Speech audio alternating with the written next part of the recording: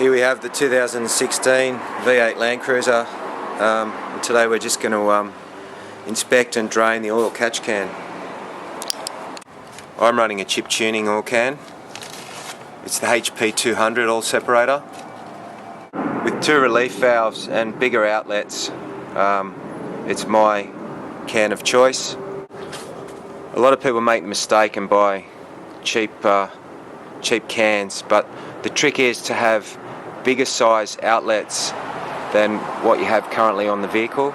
So we've gone from a 3/4 19mm to a 1-inch diameter 25mm, and today we're going to drain it. The car's done 7,500 Ks.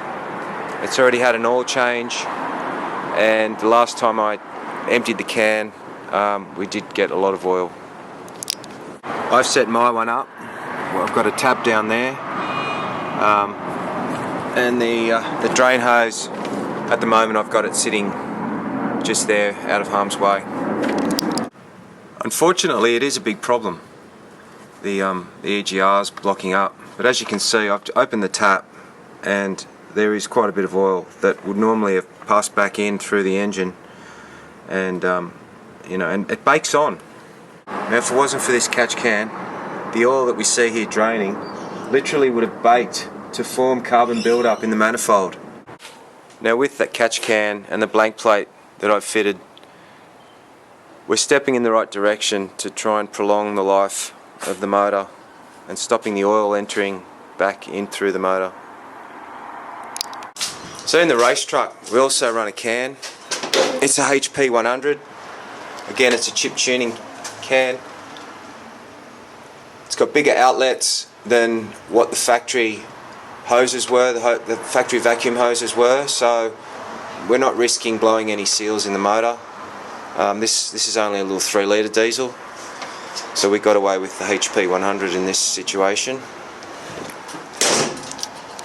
And this is what creates the build-up of carbon in the manifold.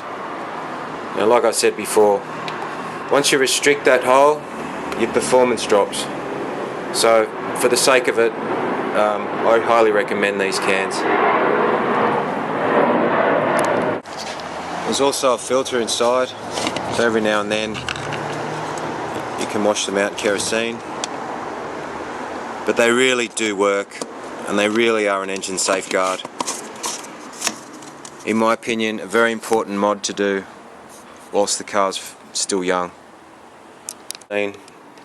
It's not a myth. It really does work.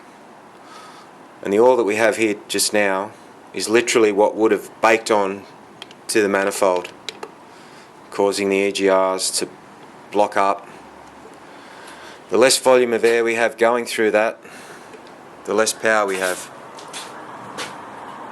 In my experience of 7,500 Ks and 4 months with this truck, the oil that I've caught is basically what I've put back into the motor to keep the dipstick topped up. So I mean, I'm not sure if it actually uses oil or if it's burning it back through the vapours.